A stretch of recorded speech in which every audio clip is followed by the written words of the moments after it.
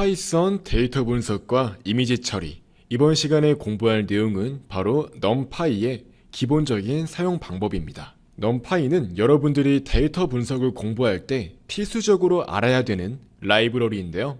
numpy는 다차원 배열을 효과적으로 그리고 빠르게 처리할 수 있도록 도와주는 파이썬의 라이브러리입니다. 현실 세계의 다양한 데이터는 제가 이전 시간에도 말씀드렸듯이 배열 형태, 즉 일종의 매트릭스 형태로서 표현될 수 있는데요.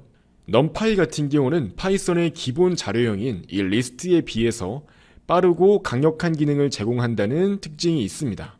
그래서 최근에 파이썬이 굉장히 많이 사용되고 특히 데이터 분석이나 빅데이터에서 활용도가 높은 이유 중 하나가 이 numpy 때문이다 라는 말이 있을 정도로 numpy는 강력하고 뛰어난 기능을 제공하고 있습니다. 흔히 이런 식으로 2차원 테이블 형태로 표현되는 데이터가 있을 때 numpy 라이브러리를 이용했을 때 매우 효과적이고 빠르게 처리할 수 있습니다. 이제 numpy의 차원에 대해서 말씀을 드릴 건데요. 이제 여러 개의 데이터가 나열되어 있을 때 그것을 배열이라고 한다고 말씀드렸죠. 이때 단순히 이렇게 1차원 형태로 나열되어 있는 데이터가 있다고 했을 때 이제 이렇게 1차원 형태의 데이터를 벡터라고 말을 한다고 했고요. 그리고 일반적으로 2차원 데이터를 매트릭스, 즉 행렬이라고 표현한다고 말씀을 드렸고, 그리고 3차원 이상일 때는 텐서라고 부른다고 했었죠. 이때 이렇게 2차원 형태의 데이터가 있을 때 이 높이 부분을 행이라고 말하고요. 이 너비 부분을 열이라고 말한다고 했어요. 그래서 만약에 두 번째 행의 첫 번째 열이라고 한다면 여기가 되겠죠. 2행 1열이니까요. 이제 이런 식으로 행과 열로 특정한 데이터를 가리킬 수가 있는 거고요. 이제 이렇게 3차원 데이터 같은 경우는 축이 하나 더 생기는데요. 이제 이것은 axis2라고 해서 차례대로 1차원 축 행은 axis1이라고 하고요. 2차원 축 열은 axis2라고 하고요. 3차원 축 이제 이것은 채널이라고도 말을 하고요. axis2라고 말을 합니다. 그래서 이런 식으로 많은 차원의, 즉 다차원의 배열을 손쉽게 처리할 수 있도록 해주는 게 numpy이고 각각의 차원은 이런 식으로 부른다 라는 것 정도만 기억하고 계시면 좋을 것 같습니다. 자, 이제부터는 한번 numpy를 실제로 활용해서 코딩을 해볼 건데요. 가장 먼저 파이참을 기준으로 해서 numpy 라이브러리를 어떻게 설치하고 사용할 수 있는지 말씀을 드릴게요. 바로 이렇게 파일에서 세팅스에 들어가신 뒤에 이렇게 프로젝트에서 프로젝트 인터프리터 탭을 찾으신 뒤에 이제 여기에서 numpy가 현재 설치가 되어 있는지 확인을 해주세요. 전 이렇게 설치가 되어 있네요. 만약에 설치가 안 되어 있다면 플러스 버튼을 눌러서 여기에서 numpy를 검색을 해서 인스톨 패키지 버튼을 눌러서 설치를 진행하시면 됩니다. 이처럼 파이참에서는 매우 쉽게 라이브러리를 찾아서 설치할 수 있다는 장점이 있고요. 자, 전 이렇게 기본적으로 numpy 라이브러리가 이미 설치가 되어 있으니까요. 바로 한번 이렇게 파이썬 파일을 생성을 해서 코딩을 해보도록 하겠습니다. 자, 바로 가장 먼저 파이썬에서는 기존에 이렇게 리스트 데이터를 만들어서 출력하는 등의 작업이 매우 손쉽게 이루어졌던 걸 기억하실 수 있죠. 이렇게 실행했을 때 여러 개의 배열 형태의 데이터가 출력이 되는 걸 확인할 수 있는데요. 이제 numpy 같은 경우는 이러한 리스트 자료형보다 더 많은 기능을 제공하기 위한 라이브러리이므로 이 리스트와 호환된다는 특징이 있습니다.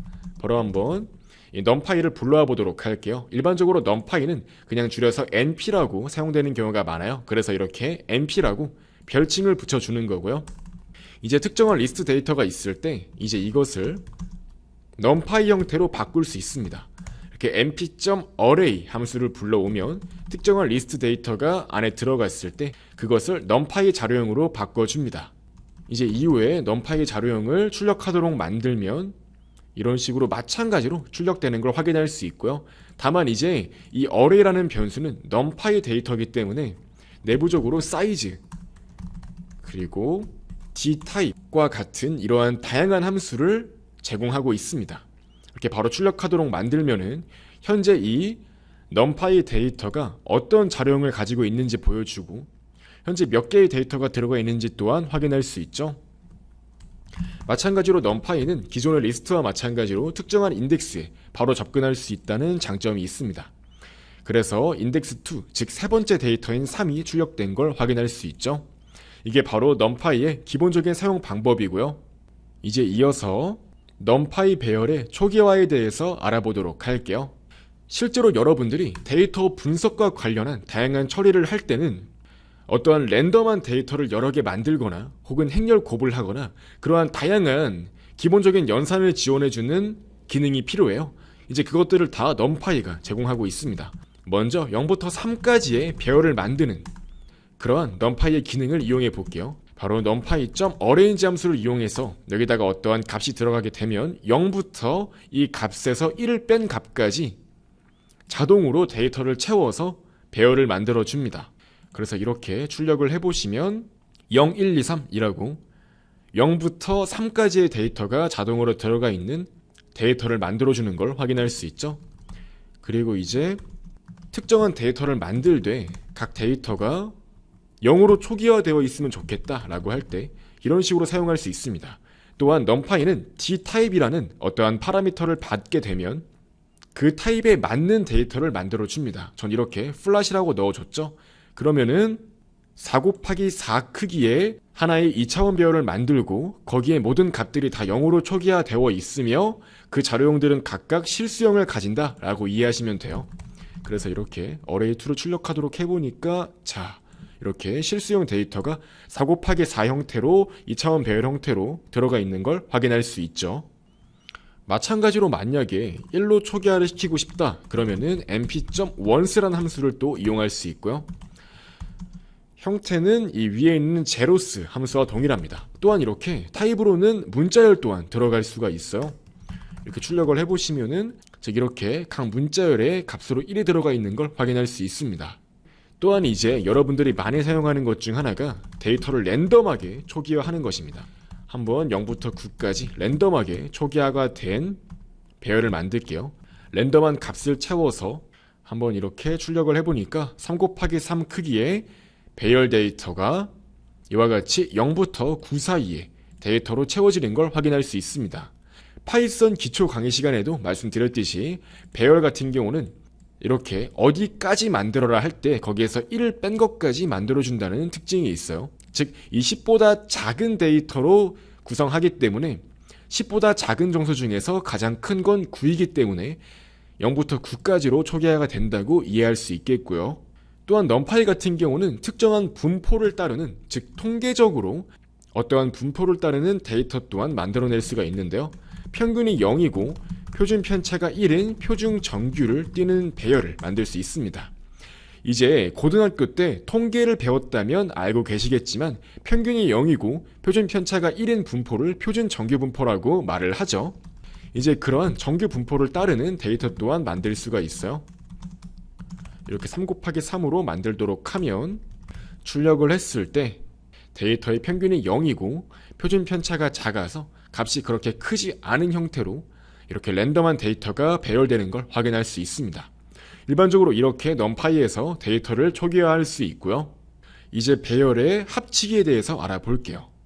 일반적으로 numpy를 활용해서 배열을 합칠 수도 있는데요. 말 그대로 두 개의 배열을 연달아서 나열할 수가 있습니다. 이제 이것은 concatenate 함수를 이용하면 쉽게 구현할 수가 있고요. 바로 한번 알아볼게요. 자, 이렇게 array1에는 1, 2, 3을 데이터로 넣겠고요. array2에는 4, 5, 6을 넣어볼게요. 한번 이 두 개의 데이터를 가로로 나열해서 합치는 형태로 사용해 보겠습니다. 이때는 concatenate 함수를 이용할 수 있고요. 자, array1과 array2를 합치겠다고 이렇게 배열에 감싸서 넣어주게 되면 이 array3를 출력하도록 해볼게요. 먼저 이 크기를 출력하도록 만들고 형태를 출력하도록 해보겠습니다. 자, 실행을 해보니까 자, 크기는 6이라고 나와 있고요.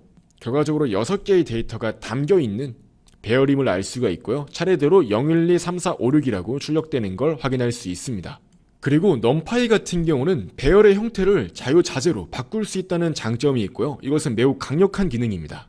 예를 들어서 이렇게 1차원 배열이 있다고 해볼게요. 이렇게 1, 2, 3, 4가 담겨 있다고 했을 때 이 데이터를 2 곱하기 2 형태로 바꾸고 싶은 거예요. 즉 이런 식으로 차례대로 1, 2, 그 다음에 다음 행에다가 3, 4를 넣는 방식으로 배열을 바꾸고 싶다 할 때 reshape 함수를 사용할 수 있습니다. 바로 한번 실습을 해볼게요. 1, 2, 3, 4가 있고요.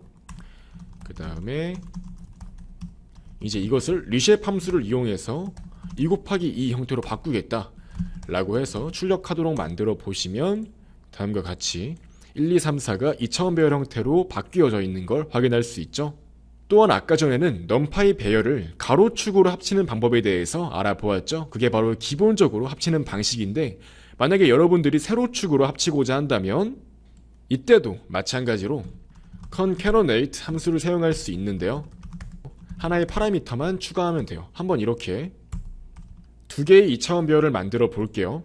먼저 0부터 4까지 1차원 배열을 만든 다음에 그것을 그대로 나타내 보았고요. 아래쪽에 있는 건 0부터 7까지 데이터를 만든 다음에 2차원 배열 형태로 바꾸어 주었죠. 한번 출력하도록 해볼게요. 출력하도록 했을 때 바로 이런 식으로 출력되는 걸 확인할 수 있습니다. 이제 이 두 개의 numPy 배열을 세로축을 기준으로 합치고자 한다면 어떻게 하면 될까요?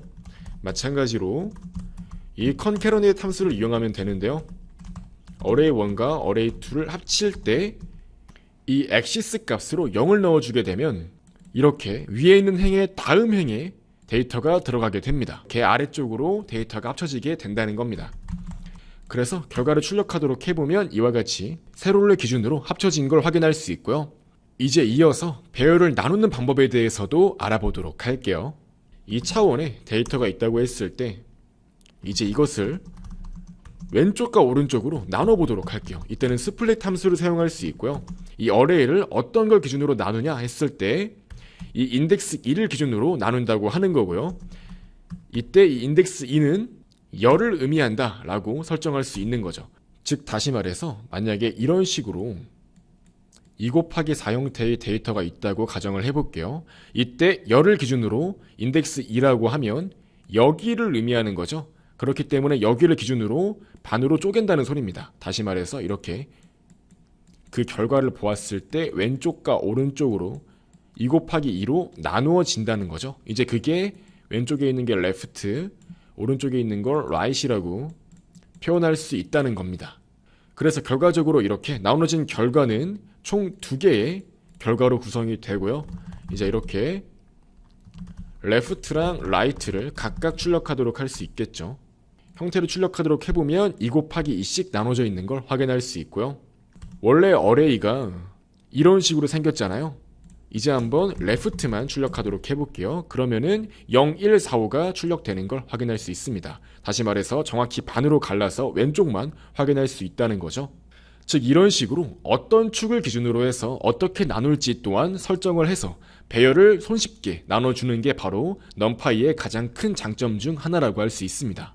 이처럼 사실상 numPy를 이용하게 되면 여러분들이 배열로 하고자 하는 거의 대부분의 것들이 다 해결이 가능하다고 말할 수 있을 정도로 배열과 관련해서 다양한 기능을 제공하고 있는 것을 이해할 수 있습니다.